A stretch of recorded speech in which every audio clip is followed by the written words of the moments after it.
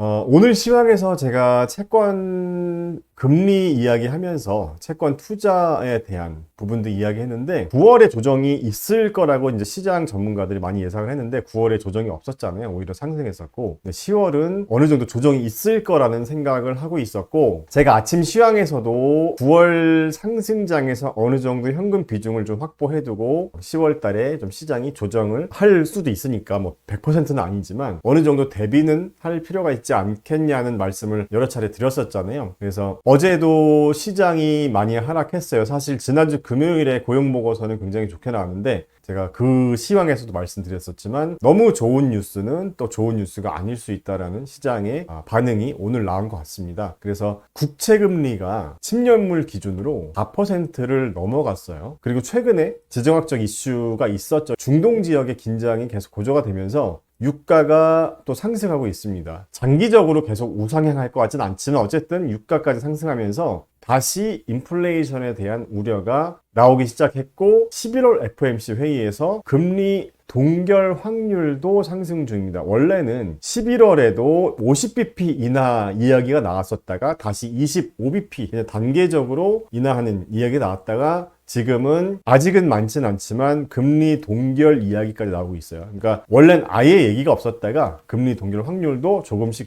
높아지고 있습니다. 그러니까 지금 경제 상황은 전혀 문제가 없는 것 같아요. 적어도 경기 지표만 봤을 땐. 그런데 경기가 지금 너무 좋고 지정학적 이슈로 유가가 상승할 수 있기 때문에 이제 인플레이션 이슈가 생기는 거죠. 그래서 이번 주에 목요일에 소비자 물가 지수, 그다음에 금요일에 아마 PPI 생산자 물가 지수 발표가 있는데 이게 좀 중요할 것 같습니다. 시장이 얘를 좀 주시할 것 같아요. 자, 그래서 10년물이 드디어 4%대를 돌파했고 국채 금리가 모두 이렇게 상승하니까 채권 가격은 반대로 쭉 하락했죠. 자, 이 의미는 우리가 채권 투자에 관심이 있었던 분들이면 10년물 기준으로 4% 이상 넘어갔으니까 다시 한번 채권 투자 시기가 왔다고 또 생각할 수도 있을 것 같습니다. 그래서 이 이야기를 좀 더 자세히 해볼게요. 자, 먼저 제가 어제 시황에서 올려드렸던 금리 인하 테이블이죠. 금리 인하 확률에 대한 테이블인데 원래는 11월 FOMC 회의에서 이 부분이 아예 없었단 말이에요. 금리 동결에 대한 부분이 아예 없었다가 지난주부터 생겼던 것 같습니다. 원래 없었다가. 그러니까 고용보고서가 너무 잘 나오면서 얘가 5.9%로 상승했었는데 오늘 아침 시황에서 보여드린 자료에서는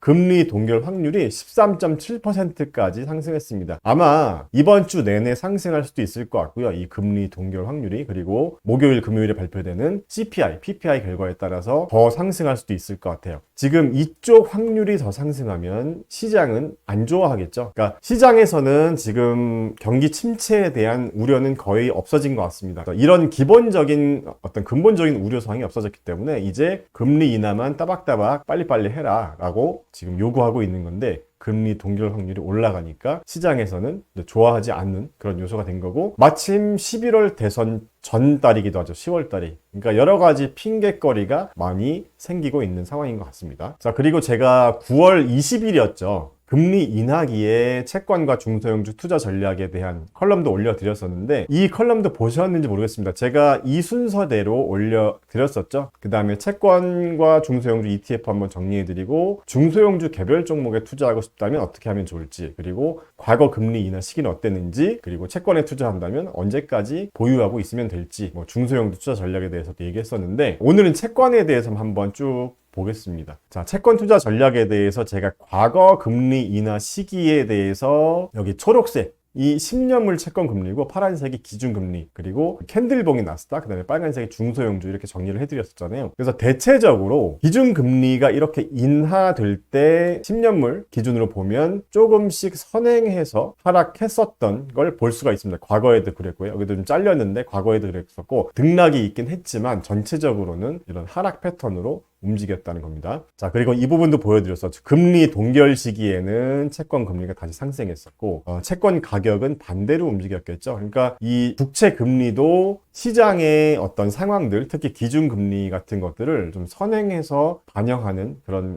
경우가 많이 있었기 때문에 금리가 동결되는 이런 시기에는 금리 인하 기대감이 다시 꺾이면서 상승했더라는 거죠. 과거에도 보면. 지금 여기서도 그랬습니다. 여기서도 금리 동결 시기에는 10년물 금리가 상승하는 그런 모습을 보여줬었고, 그러니까 지금도 그런 상황인 것 같아요. 그래서 제가 과거 시기들 쭉 수익률도 같이 정리해드렸으니까 이거 한번 보시면 될 것 같고, 지금 거를 한번 볼게요. 지금 이게 현재 상황입니다. 제가 연두색으로 이렇게 표시한 게 10년물 국채 금리에 대한 이제 패턴을 그려드린 건데, 제가 작년 말에 이 10년물 국채 금리가 5% 정도 됐을 때 이제 채권 투자에 대한 언급을 많이 했었습니다. 시황에서. 그 이후에 너무 빨리 10년물 금리가 하락해서 이 정도까지 하락하는 게 좀 이해가 좀 안 된다. 너무 선반영하는 것 같다라는 얘기를 했었고, 다시 또 상승했었죠. 이때 당시에 고점이 4.5%를 넘었어요. 한 4.7% 정도 됐었고, 다시 금리가 또 하락했습니다.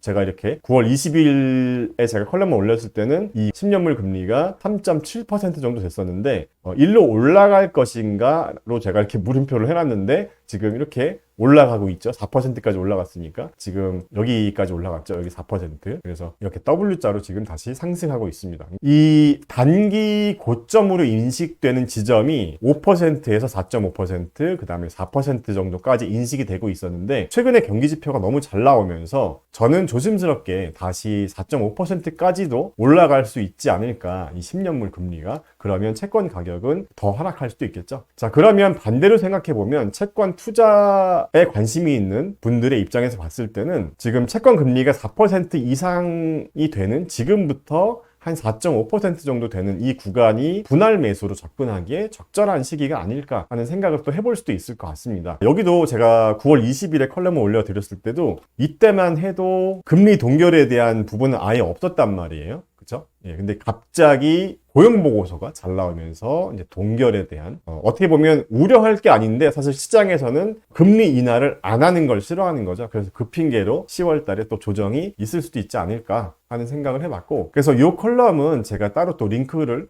남겨드릴게요. 그래서 한번 보시면 좋을 것 같고, 제가 오늘 시황에서 이제 마무리 부분에서 제 개인적인 생각을 좀 주로 많이 말씀드리잖아요. 그래서 제가 지난주에 이 TMF를 매수했다라는 그 계좌 공개 이 포스팅에서 그때 당시에 기준금리가 이제 3.96%였는데 4%도 넘어갈 수 있지 않을까. 왜냐하면 경기 지표들이 너무 잘 나와서 국채금리도 4% 이상으로 상승하지 않을까 하는 생각이 들더라고요. 했는데 오늘 너무 바로 4%를 찍어서 또 이제 이런 생각도 들더라고요. 조금만 더 기다릴 걸, 뭐 이런 생각도 들긴 했지만, 어쨌든 이게 단기적인 시장의 상황은 정말 예측하는 거는 불가능한 영역인 것 같습니다. 그러니까 좀 중장기 투자 전략을 세워놓고 그거에 따라서, 투자 원칙에 따라서 좀 움직여야 될 것 같아요. 그래서 지금 제가 이렇게 표시한 구간이 3.85, 그 다음에 3.96, 10년물 기준 금리입니다. 이 지점에서 이제 매수를 했고, 제가 이 트레이딩 계좌에서 가지고 있는 이 투자금의 한 5분의 2 정도까지 매수를 한 것 같아요. 목표 금액에. 그래서 저 같은 경우는요, 최근에 고용보고서가 너무 잘 나왔기 때문에 최근 고점, 4%로 여겨지던 최근 고점이 좀 더 올라갈 수도 있지 않을까,